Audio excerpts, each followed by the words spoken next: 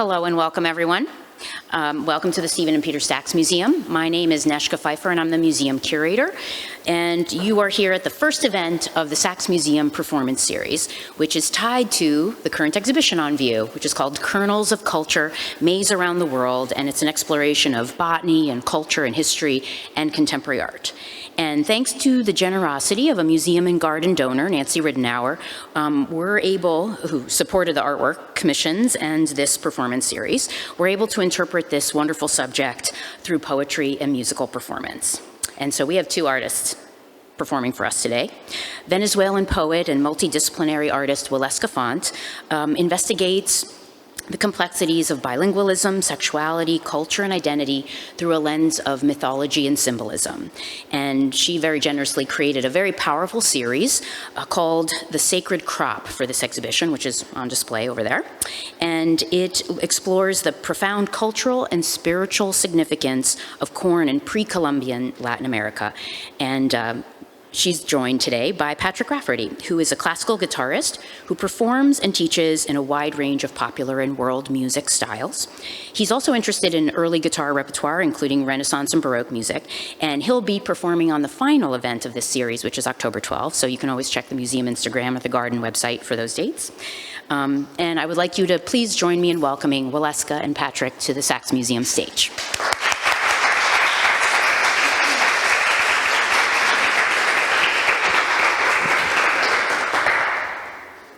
Thank you so much, Neshka, and thank you, Botanical Garden. Thank you so much to the Peter and Sachs Museum, and obviously Patrick for creating this little piece for all of you to enjoy today. My name is Waleska Font, as Neshka was telling you, and I'm really, really lucky to be here sharing this year-long work that I had to do with research and then creating art through it. And you know, the combination of those two things are so powerful. Art sometimes can be louder than history is for a lot of people. This is a combination of 7 poems and 7 paintings based on the mythology of corn in pre-Columbian Latin America.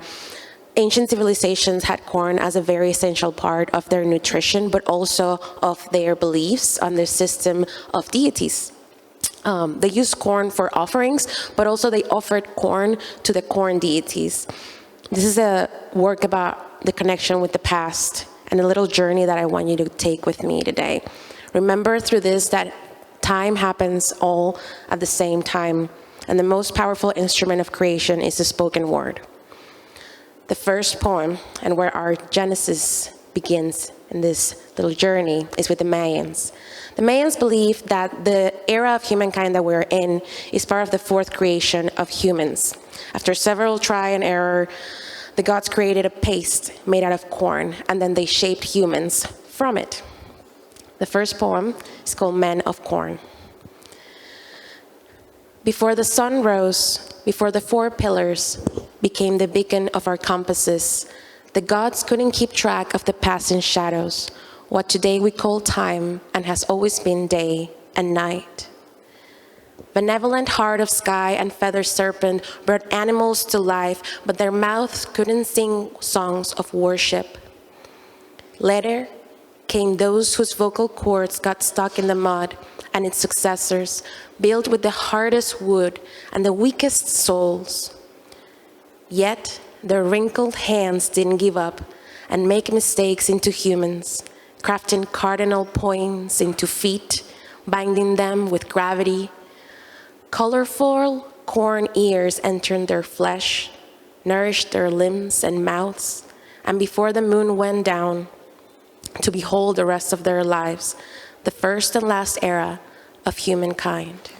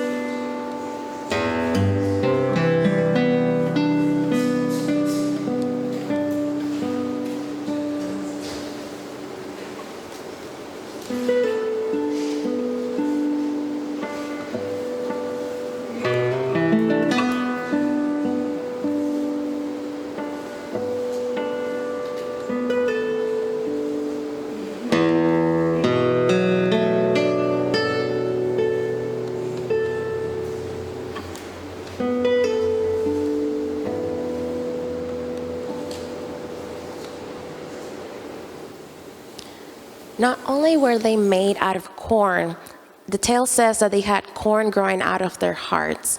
And this is a good time to take a second, ground our feet, and try to reimagine how your life would look like if you would truly believe that you are one with nature and that nature grows inside of you and you are made out of it. Wouldn't life be a little different? I think we really would look at history and the future in a brighter light. The next poem is called Sprouting Heart. Mustn't you travel too far to find the beginning, for we all live there, and at all times it is part of us. Through machines and lonely beats, looking within and back to the folds, the heritage of blood that comes with it, the pouring of concrete directly onto our poisoned scars. 1, picking their eyes of truth and detachment. 2, made out of metal. 3, born out of asphalt. 4, lacking connection with everything around. 5, lacking the ivy that could have digged the path between soul and mind. And 6, slicing the poles of our corn-made hearts, missing the point of what we bleed in gold and yellow tones.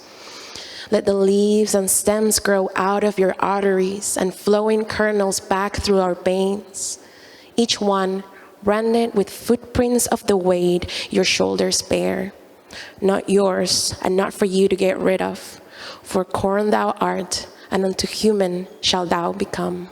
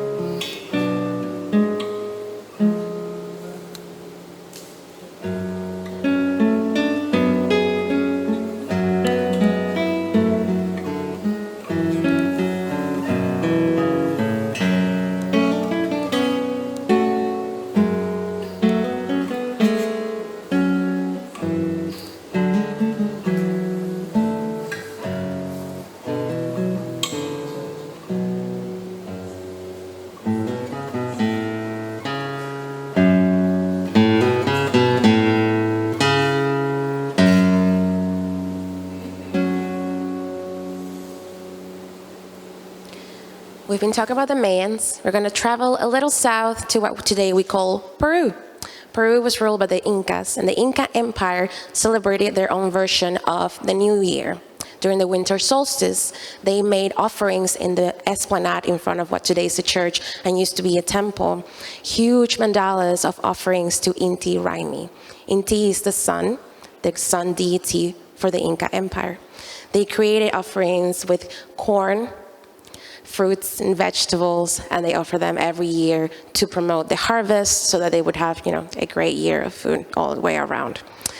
The second poem is Inti Raymi, and maybe we try a little something different. If you trust me, by now you can close your eyes. Just take a deep breath, get your eyes closed for a second, and I want to paint a little image. This is a little more of a sound type of poem.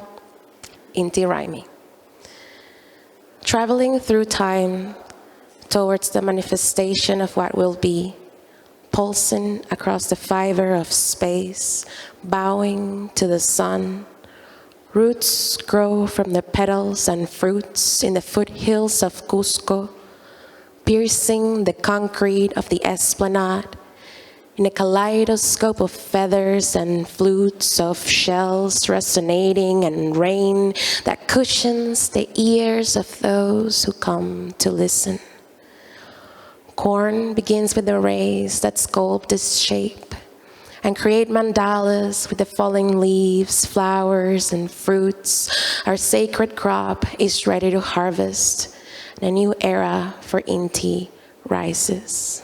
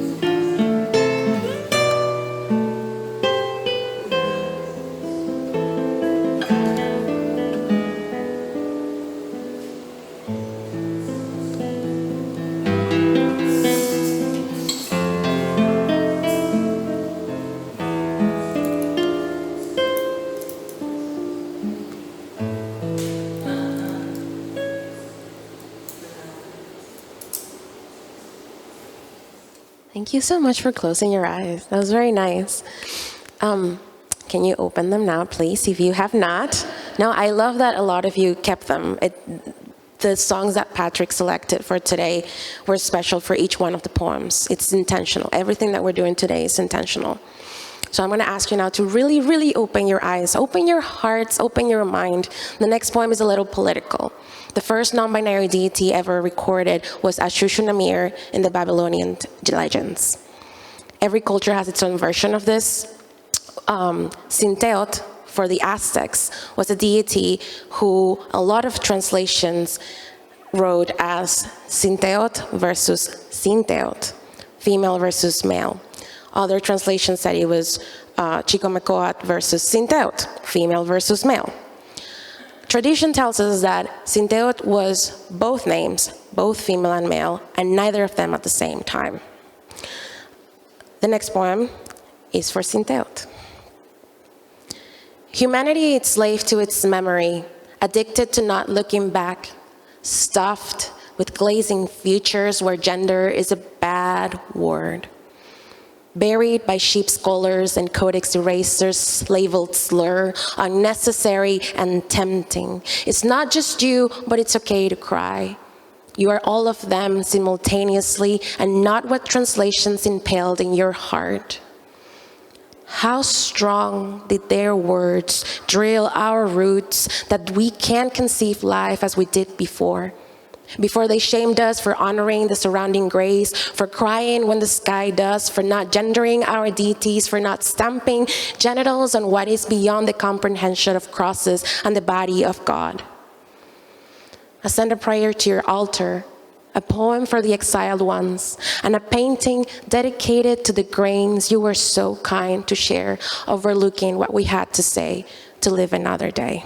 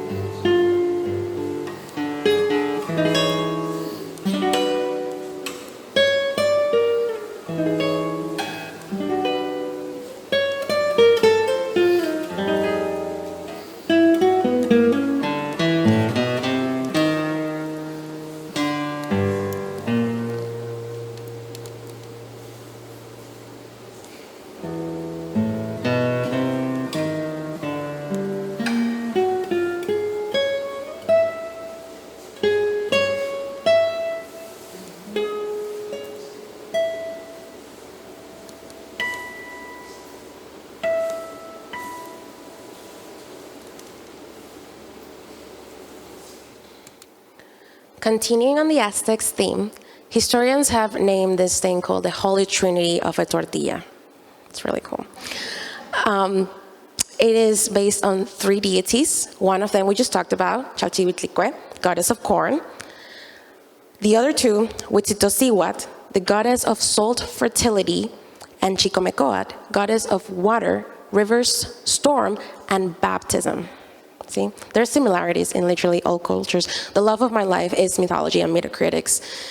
I love finding those little connections. So they say that together they form, the holy trinity of the tortilla because you need water, salt, and corn to make this.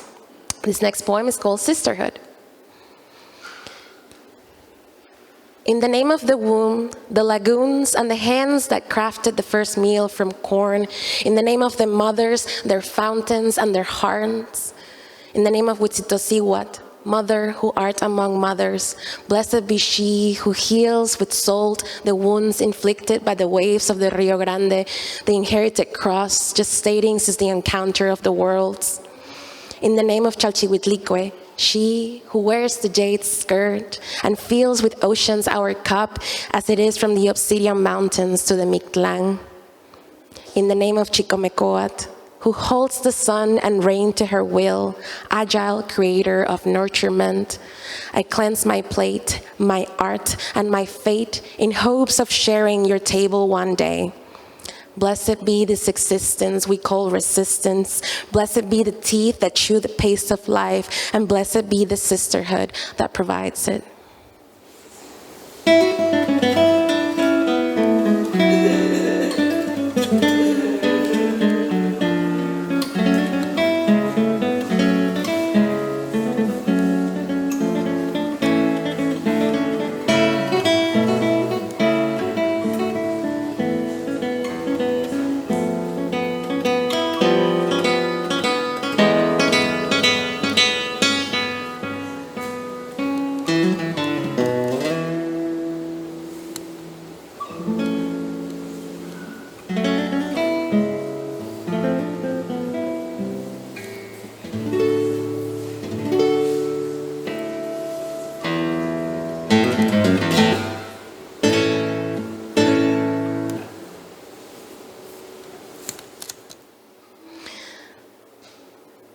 Every culture has different versions of different things.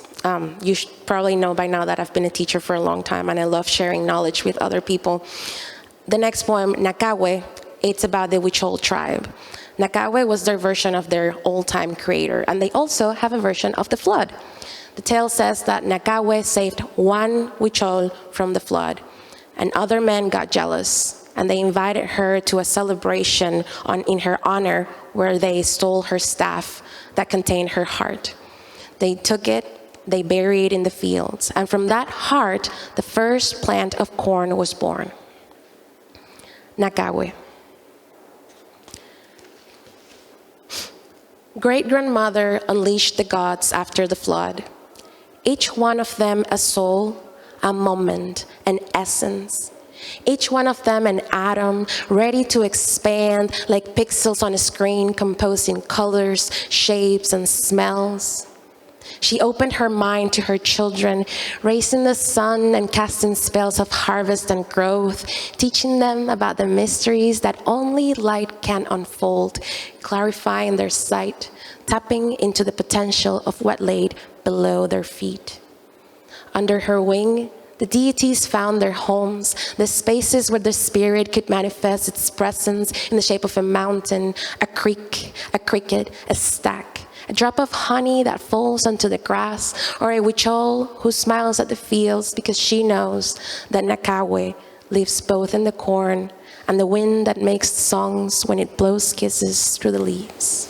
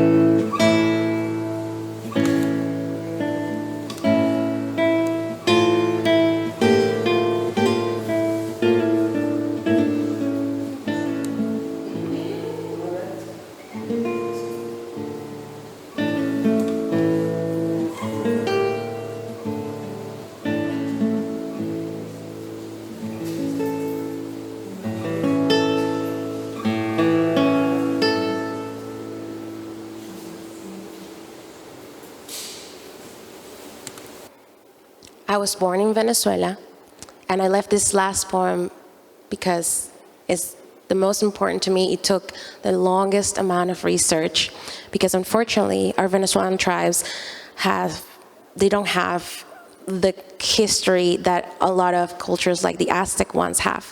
Unfortunately, our tribes were not warrior tribes, so a lot of that documentation has been lost in the colonization process. It took me a long time, and I found this video game made by a Venezuelan man called Mauricio Berenstein. He made a video game based on different deities of Venezuela. It never got out to the public, but it's like there's a little thing about it. I talked to him, and then that's when I found all the information about Osema. Osema is the corn deity for Venezuela, or what we know today as Venezuela. So in South America, it was even less of a division in between tribes. And a lot of them, especially in the Caribbean, where I'm from, they were nomads. So you will see that Osema, sometimes you can find him as a deity in what we know today as Cuba, or other little islands around. So this poem means a lot, because there's not just a lot about this, around there. And I really hope that this can stay with you today. And you remember that Osema is a deity of corn for Venezuela. Osema came from the clouds in a time before plants could reach them, using the strands of his hair, building stairs on kernel corn swirls, talking in tongues through a humble squirrel. He who crooned about the treasures of the soil, enshrined his spirit in the whispers of the wind. Osema preached about freedom being the language of the parent who knows when it's time to teach and when it's time to leave. He shrank his presence to say goodbye, and making the earth shake was his final act. He has survived the looting of the pantheon before, and I'm set in stone, my grain of salt. Erase my name from your tongue. Instead, breathing with me Osema's love, and pour it back into the world, back into our sacred crop.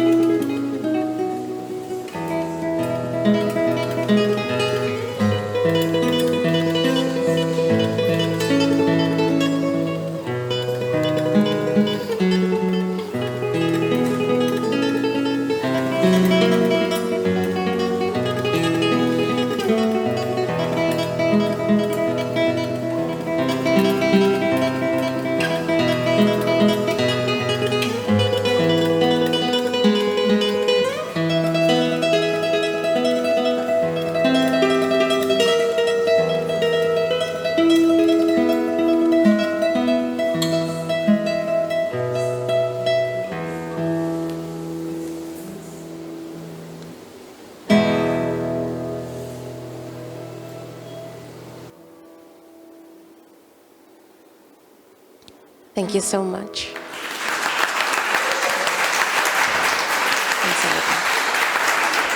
I was going to say thank you, Patrick. Thank you, Patrick, for that. And please don't forget to look at the rest of the exhibit today. The rest of the paintings, there's a visual accompaniment for each one of these. They're over there. And that side also has a part of the exhibit. Downstairs, there's a beautiful exhibit of art made with children. It's very special. Thank you so much for being here.